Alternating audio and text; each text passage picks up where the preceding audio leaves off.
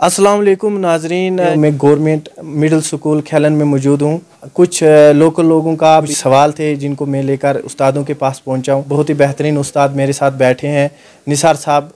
तो government middle school में कुछ उस्तादों के साथ जो मैंने बातें की है, कुछ इन्होंने प्रॉब्लम पेश की है, कुछ गांव की तरफ से कुछ बातें जो वो भी क्लियर हो गई, क्योंकि मैंने यहाँ ख़ुद बच्चों के पास गया, मैं बच्चों से सवालात किए, बच्चों की जो कापी मतलब पेज थे वो देखे, वो सब क्लियर हो गया। सब कुछ अल्हम्दुलिल्लाह अच्छी तरीके से चल रहा है। आने वाला कल है जो हमारे इन बच्चों के हाथ में होता है, फ्यूचर बड़े बड़े पोस्ट पे बड़े बड़े ओहदों पर फायज होते हैं, तो उस्ताद का सबसे बड़ा हाथ होता है।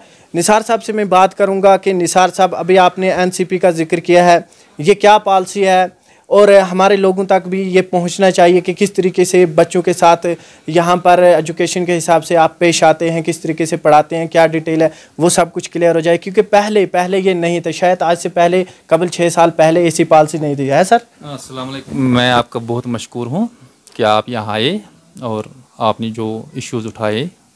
तो जहाँ तक बात है नेशनल एजुकेशन पॉलिसी की है, उसमें हम बच्चों को प्यार से पढ़ाते हैं और उनको प्ले वे मेथड इस्तेमाल करते हैं, और इसके अलावा लिटरेसी और न्यूमरेसी जो इनकी लर्निंग गैप्स हैं वो इनको दूर करते हैं, और बड़े प्यार और अच्छी तरह से।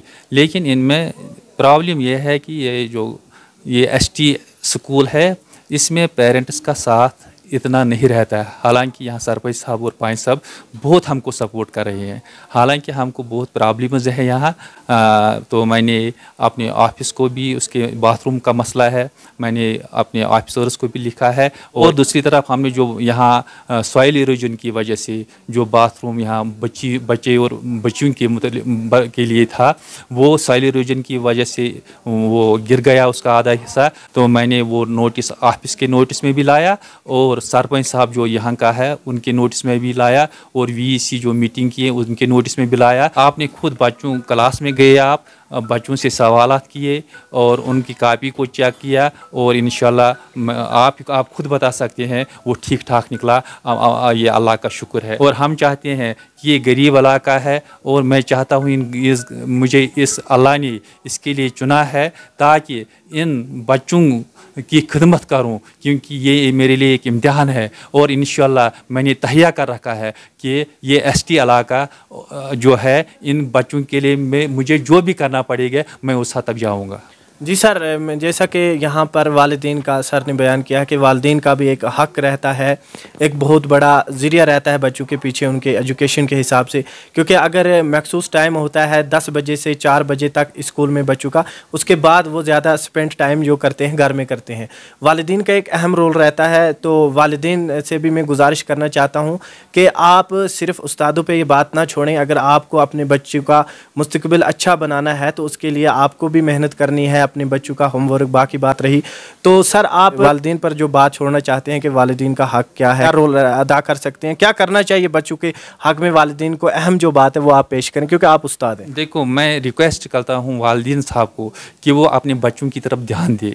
हैं, सब कुछ बनता है लेकिन जो ये बच्चों का फ्यूचर है दोबारा नहीं बनता है। मैं बच्चों को भी और इनके वालिदैन को भी रिक्वेस्ट करता है कि इनकी सफाई के मुतल्लिक ध्यान दीजिए और इनकी पढ़ाई की तरफ भी ध्यान दीजिए और हमारा सपोर्ट दीजिए। जब तक पेरेंट्स हमका सपोर्ट नहीं देंगे, क्योंकि यहाँ पर मैं आपको बताऊँगा एब्सेंटिज्म, ये डोक में जाते हैं, बगैर घर में बैठते हैं। हम चाहते हैं कि ये स्कूल आए, हम इनके लिए 24 घंटे अवेलेबल है, ऑन फ़ोन भी है, और इंशाल्लाह मैं रहता हूँ। बाकी यहाँ पर मैं आपको एश्योर करता हूँ यहाँ पर किसी किस्म की कमी नहीं है, और मैं आपको खुदा और रसूल को हाजिर नाजिर रख कर मैं वसूख से कहता हूँ कि यहाँ हर एक जो टीचर है वो मेहनत करते हैं। इंशाल्लाह आप इस पर मुझ पर भरोसा कीजिए, और जाडियो साहब या बाकी CO साहब हम पर भरोसा कीजिए। इंशाल्लाह हम अच्छी तरह से इनको पढ़ाते हैं और प्यार से पढ़ाते हैं, प्ले वे मेथड इस्तेमाल करते हैं, और किसी किस्म की खामी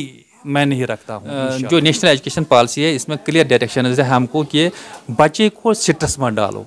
हैं। जो हम इनको पढ़ाते हैं अच्छी तरह से पढ़ाते हैं और यहाँ ही इनका काम जो होता है हम यहाँ ही इनका ठीक करते हैं।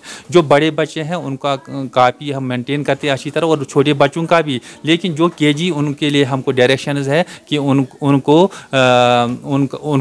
इतना बोझ मत डालो, उनको अच्छी खेल खेल के उनको पढ़ाओ और उन पर ज़्यादा बोझ नहीं डालना है। ये हमारे ऊपर के डायरेक्शंस है। इंशाल्लाह जो उनके लिए जो हमको ट्रेनिंग्स मिली है उसी पे चल के हम इनको पढ़ाते हैं, ध्यान देते हैं। उस्तादों का भी कहना है कि आप यहाँ जो कमियां हैं अगर बच्चों में कुछ है हमारी तरफ से तो आप वो उजागर कीजिए और हम उसे दूर करने की कोशिश करेंगे। वैसे जो यहाँ पर फैसिलिटीज़ के हिसाब से कमी है, चाहे वो बाथरूम की है, चाहे वो यहाँ पर ग्राउंड की है, यहाँ के जो इंतज़ामिया है उनसे अपील करना चाहता हूँ कि एज सोन एज जितना पॉसिबल हो सके वो कमियाँ दूर की जाए ताकि हमारे बच्चों का मुस्तकबिल है जो अच्छा बने। लगभग 190 बच्चों की अटेंडेंस यहाँ मौजूद है, तो इतने बच्चे हैं और प्ले ग्राउंड जो है बहुत ही कम है, या कहूँगा कि बहुत ही ख़राब है।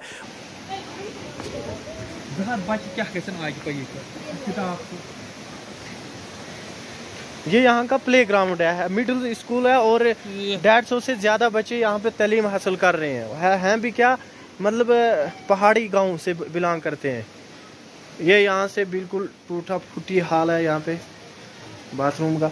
मैं सरपंच साहब से, डीडीसी चेयरमैन साहब से रिक्वेस्ट करना चाहता हूँ कि इन बच्चों का जो मुस्तकबिल है ये अच्छा बेहतर बनना चाहिए, और यहाँ से अगर कोई गिरेगा ये किस तरीके से क्या हालत बन चुकी है आज के इस दौर में भी। अगर इस तरीके से एजुकेशन जो सिस्टम है, ख़ासकर जो यहाँ पर कंस्ट्रक्शन है वो इस तरीके से दरहम बरहम होगी तो ये हमारे बच्चों के लिए बड़ी बुरी बात है।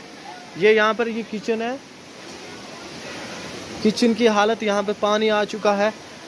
तो मैं सरपंच साहब से भी रब्ता करूँगा और रिक्वेस्ट करना चाहता हूँ कि इनके लिए कुछ न कुछ कहीं से कोई सोर्स निकाला जाए और ग्राउंड का मसला हल हो। यहाँ से अगर बच्चे खेलते कूदते हैं छोटे, इस नाली में गिरेंगे तो वो अब बचने के काबिल नहीं रहेंगे। वहाँ से पानी भी इस नाली में बहुत आता है। और डीडीसी साहब से भी अपील करना चाहता हूँ सभी से कि एज सोन एज जितना पॉसिबल हो सके इस बात को यकीन दहानी करवाई जाए कि जो कंस्ट्रक्शन का काम है ये ठीक हो जाए। बाकी वस्सलाम।